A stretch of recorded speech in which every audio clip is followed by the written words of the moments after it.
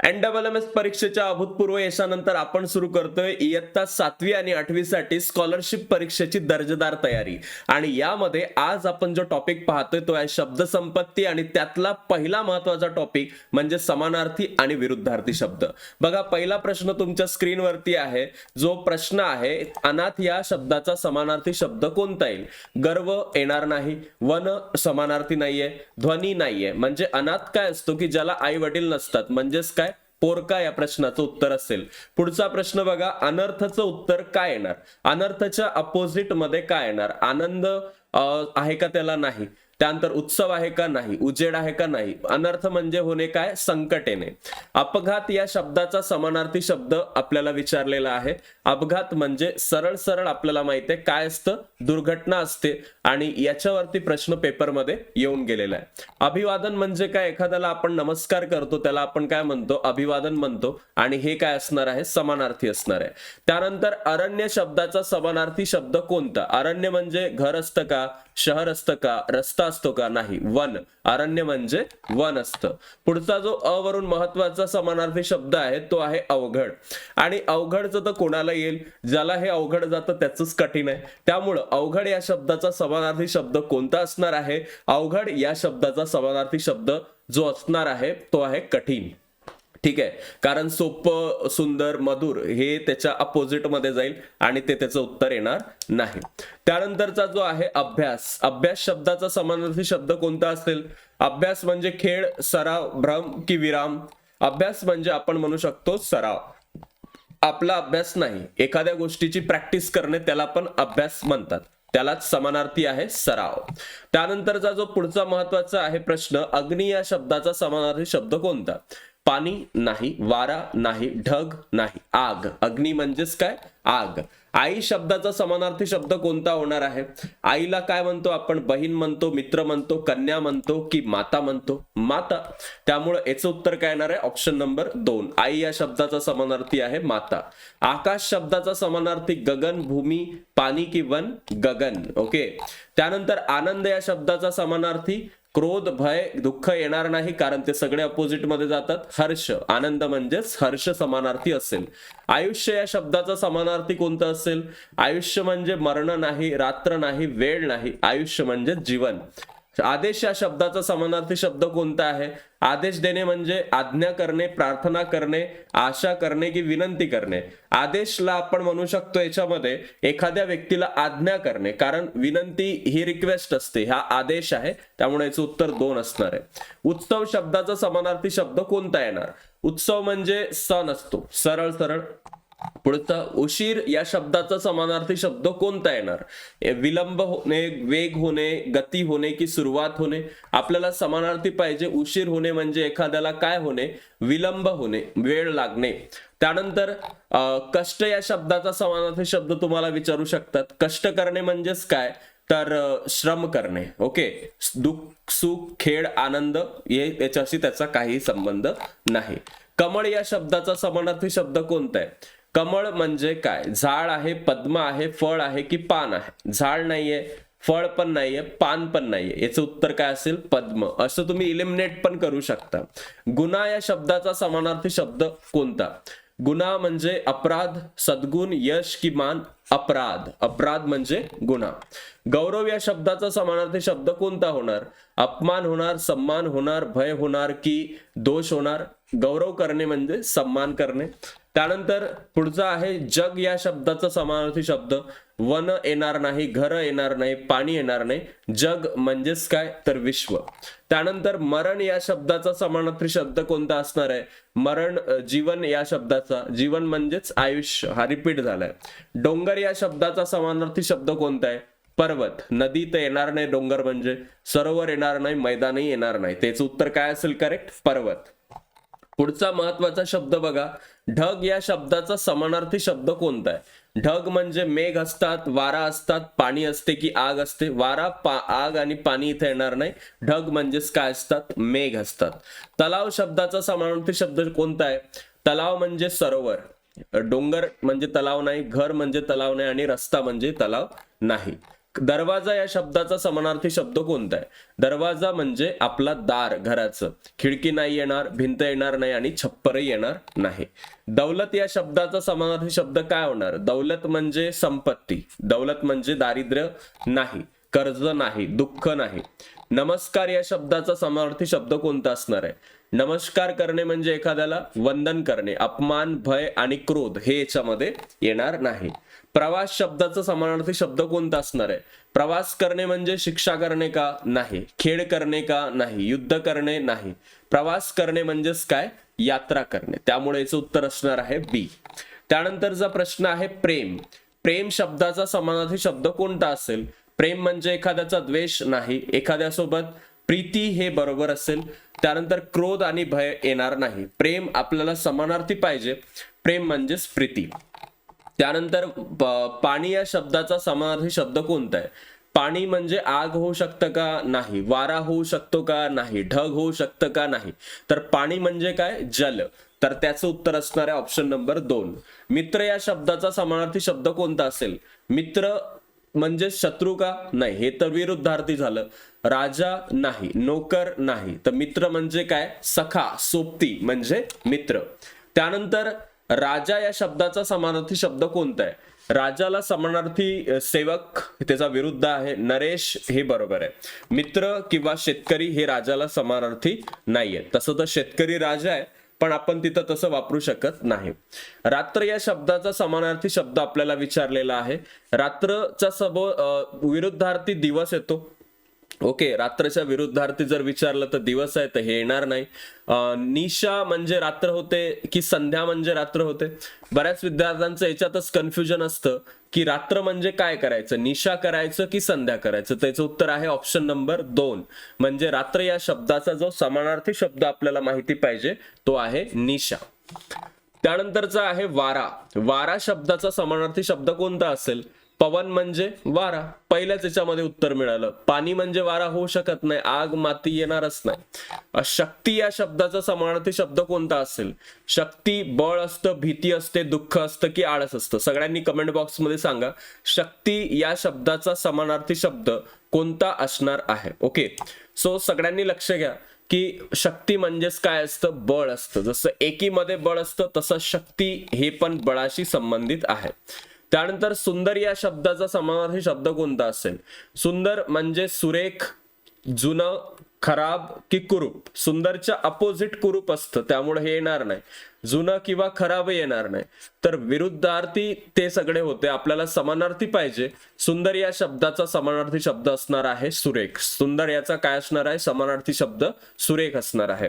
त्यानंतर संपत्ती. संपत्ती शब्दाचा समानार्थी शब्द कोणता असेल?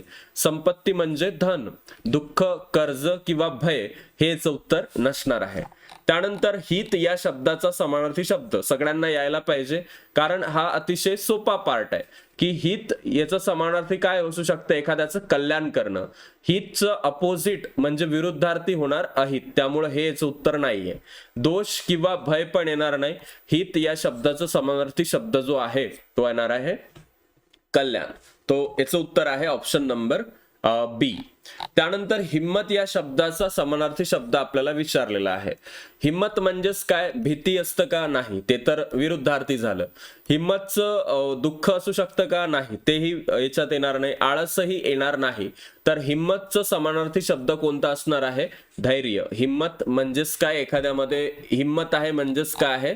तो धैर्यशील आहे, तो धैर्यवान आहे. ओके, तर अशा प्रकारे आपण जे काय आहे ते समानार्थी शब्द कंप्लीट केलेले आहेत 39 टोटल.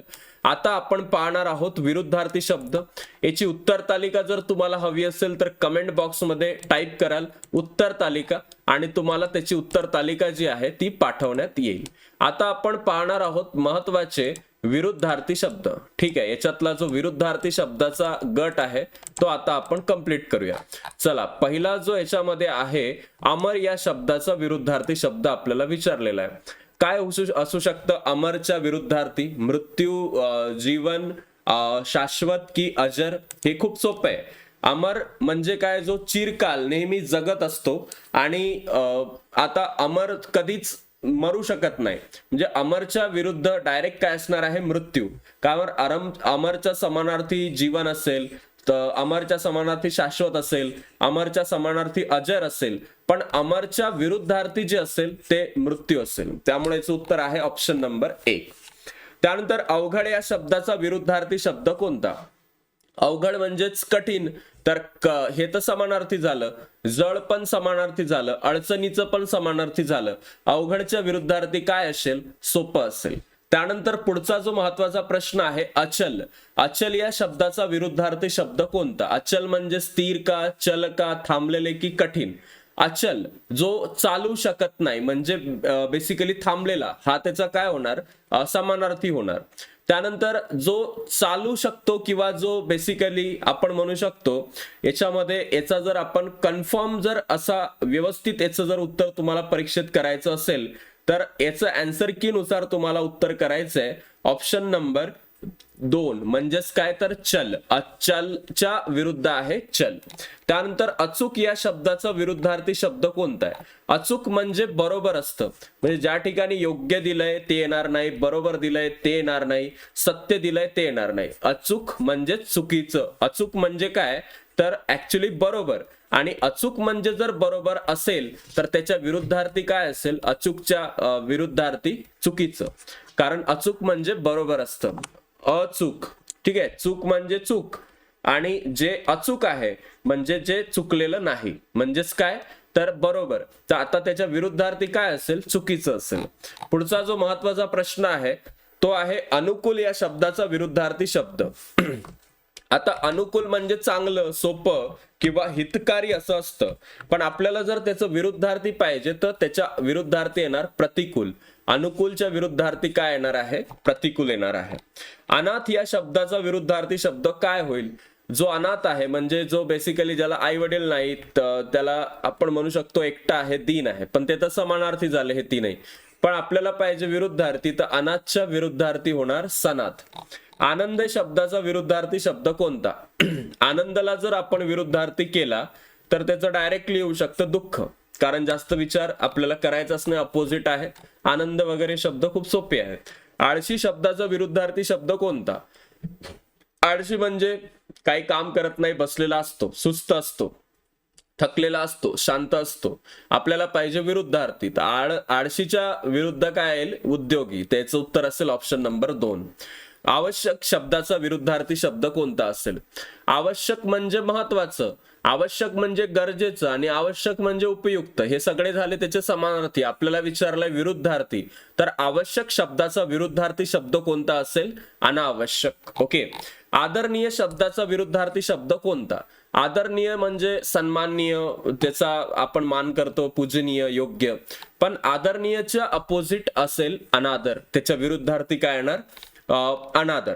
त्यानंतर उघडे. उघडे या शब्दाचा उघडे या शब्दाचा विरुद्धार्थी शब्द कोणता येईल? हा सर बोला.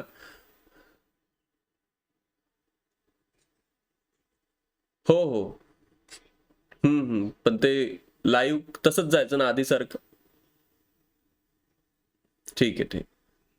हो हो करतो. काही अडचण आली तर तुम्हाला फोन कर. हो हो ठीक आहे.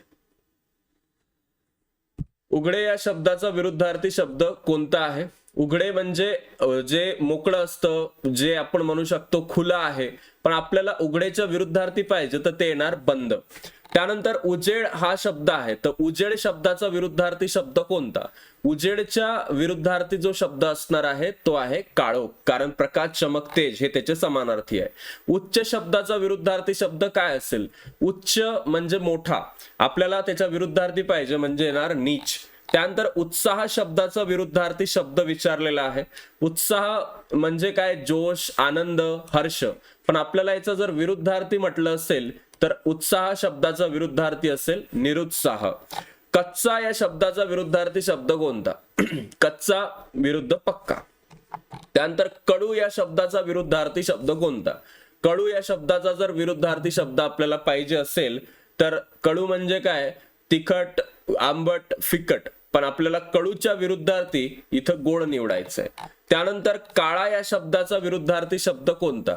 काळा शब्दाचा विरुद्धार्थी शब्द आहे पांढरा, गडद, गंभीर किंवा घन. आणि याच्यामध्ये विरुद्धार्थी शब्द आपल्याला निवडायचा आहे तर काळाच्या अपोजिट होणार पांढरा. त्यानंतर गरम शब्दाच्या विरुद्धार्थी कोणता होणार? गरमच्या विरुद्ध थंड, कारण गरम म्हणजे उष्ण असतं आणि ते जडता वगैरे ते येणारच नाही. ग्रामीण शब्दाचा विरुद्धार्थी शब्द कोणता असेल? ग्रामीण म्हणजे जो खेडेगावात राहतो, मागास, लहान, हे पण येणार नाही. तर ग्रामीणचा विरुद्धार्थी असेल शहरी भागात राहणारा म्हणजे शहरी. जड शब्दाचा विरुद्धार्थी शब्द कोणता असेल? जड म्हणजे मोठा, घन, अवघड. जडच्या विरुद्ध जर आपण घेतलं तर जडच्या विरुद्ध आहे हलका. जवळ शब्दाचा विरुद्धार्थी शब्द कोणता? जवळ म्हणजे आपण म्हणतो समीप आहे, लगत आहे, पण आपल्याला जर त्याचा विरुद्धार्थी विचारला तर ते येणार आहे लांब. नफा शब्दाचा विरुद्धार्थी शब्द कोणता आहे? नफाच्या विरुद्ध येणार तोटा. आपण केलंय, त्याच्यावर चॅप्टर आहे गणितात. नवे या शब्दाचा विरुद्धार्थी शब्द कोणता आहे? नवेच्या अपोजिट येणार जुने. न्यायच्या विरुद्धार्थी शब्द कोणता आहे? अन्याय. पुढचा पक्केच्या विरुद्ध काय येणार? कच्चे. त्यानंतर प्रकाश शब्दाचा विरुद्धार्थी शब्द कोणता येणार? प्रकाशच्या विरुद्धार्थी येणार तेज, चमक, उजेड. पण याच्यामध्ये सगळ्यात बरोबर जे आहे ते हे तर त्याचे समानार्थी झाले, पण आपल्याला विचारलं विरुद्धार्थी, तर अंधार. प्रकाशच्या विरुद्ध काय येणार? अंधार येणार. प्रेम शब्दाचा विरुद्धार्थी शब्द कोणता आहे? प्रेम म्हणजे माया, स्नेह, आपुलकी, पण आपल्याला जर विरुद्धार्थी विचारलंय प्रेमचं तर ते येणार द्वेष. त्यानंतर बलवान शब्दाचा विरुद्धार्थी शब्द कोणता येणार? बलवान तगडा असतो, शक्तिमान असतो, सामर्थ्यवान असतो, पण आपल्याला जर विरुद्धार्थी विचारला तर कमजोर. बंद या शब्दाचा विरुद्धार्थी शब्द असेल उघडा. त्यानंतर भय शब्दाचा विरुद्धार्थी शब्द असेल, आपण म्हणू शकतो अभय, किंवा ज्याला कोणाची भीती राहत नाही. त्यानंतर मोठा या शब्दाचा विरुद्धार्थी शब्द असेल लहान. ओके, लहान, मोठा. त्यानंतर मोठा म्हणजे थोर, विशाल वगैरे हे शब्द त्याच्याशी एक साम्य दाखवतात, पण ते समानार्थीमध्ये, आपल्याला विरुद्धार्थी पाहिजे. मृत्यू शब्दाचा विरुद्धार्थी शब्द आहे जीवन. ओके, मृत्यूचं काय असेल विरुद्ध? जीवन. लवकर शब्दाचा विरुद्धार्थी शब्द काय असेल? लवकर म्हणजे खूप फास्ट. ओके, तर त्याचा उशिरा आहे त्याच्या विरुद्धार्थी येणार. त्यानंतर विजय, जय. त्यानंतर शुद्ध, अशुद्ध. त्यानंतर सत्य, असत्य. अशा प्रकारे तसं सुख आहे तर त्याचं दुःख होणार. त्यानंतर स्वच्छ आहे तर त्याचं काय होणार? घाणेरडा होणार. ओके, त्यानंतर हजर आहे तर त्याचं गैरहजर होणार. तर अशा प्रकारे तुम्ही या सगळ्या गोष्टींचे जे क्वेश्चन्स आहेत ते परीक्षेमध्ये इझिली करू शकता आणि या प्रश्नांमधून तुम्हाला खूप सारे मार्क्स मिळू शकतात, बिकॉज हे टॉपिक्स वारंवार पेपरमध्ये येतात आणि हा शब्द याच्यातला जो आहे तो शब्द संपत्ती मधला भाग 1 आहे. यानंतर आपण याचे भाग 2 आणि ह्या सगळ्या गोष्टी पण कंप्लीट करणार आहोत. यामध्ये तुम्हाला एक महत्वाची गोष्ट सांगायची आहे की हा जो आपण शब्द संपत्तीचा भाग आज पाहिला, याचा हा पहिला भाग आहे ज्यामध्ये आपण समानार्थी आणि विरुद्धार्थी शब्द सगळे घेतलेले आहेत. आता याच्यातला जो दुसरा भाग असेल त्याच्यामध्ये आपण पुढील टॉपिक याच्यातला जो महत्व घेणार आहोत, तर हा पार्ट 1 म्हणून तुम्हाला कन्सिडर करायचंय. याचा पार्ट 2 लगेचच येईल. त्याचबरोबर Vedantu all India score accelerator test series म्हणजेच वायसॅट ही सध्या परीक्षा होत आहे संपूर्ण भारतभरामध्ये.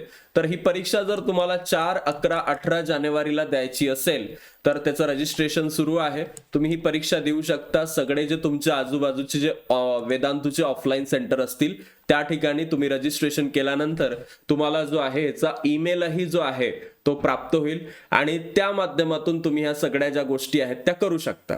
आता याच्यामध्ये तुम्हाला जर काही प्रश्न असतील, स्कॉलरशिप बद्दल डाऊट असतील किंवा याही सगळ्या गोष्टीबद्दल काही जाणून घ्यायचं असेल तर तुम्ही कमेंट बॉक्समध्ये तुमचे सगळे जे डाऊट्स आहेत ते टाकू शकता आणि त्या डाऊट्स मधून तुमच्या ज्या काही सगळ्या शंका असतील त्याचंही आपण निरसन करू. आता उत्तर तालिकाचा जो हे आहे प्रश्न महत्वाचा की तुम्हाला याची जी आन्सर की हवी असेल तर तुम्ही कमेंट बॉक्समध्ये सांगा आणि तुम्हाला वाटत असेल की हे खूप जास्त सोपं आहे, ठीक आहे, तर सोपं वाटत असेल तर तुम्हाला याची आन्सर की मग देण्यात काही अर्थ नाही. सोबतच याच्यामध्ये तुम्हाला अजूनही नवीन काही तुमच्याकडे गोष्टी असतील की टेलिग्रामवरती तुम्ही शेअर करू शकाल तर त्या गोष्टी तुम्ही आपल्या चॅनल ची संपर्क करून शेअर करू शकता आणि याच्यामध्ये स्कॉलरशिपचे अजूनही काही नवीन टॉपिक्स असतील तर ते आपण डिस्कस करू. आज आपण समानार्थी आणि विरुद्धार्थी शब्द या टॉपिकचा हे केला, अनालिसिस केला. याच्या नंतरच्या सेशन मध्ये आपण जे आहे याच्या पुढील जो महत्वाचा भाग असेल त्याच्याबद्दल जाणून घेऊया आणि तुमचे सगळे महत्त्वाचे जे काही क्वेश्चन्स असतील तर ते तुम्ही सांगा. या चॅनलला लाईक, सबस्क्राईब, शेअर करायला विसरू नका. तुमचे जे व्हॉट्सअप ग्रुप असतील, तुमचे जे शाळेच्या मध्ये मित्र असतील, मैत्रिणी असतील, त्यांना तुम्ही हे पाठवू शकता आणि त्यांनाही आपल्या लाईव्ह क्लासेसमध्ये आणू शकता. So thank you so much. भेटूया आता आपण पुढील सेशनमध्ये.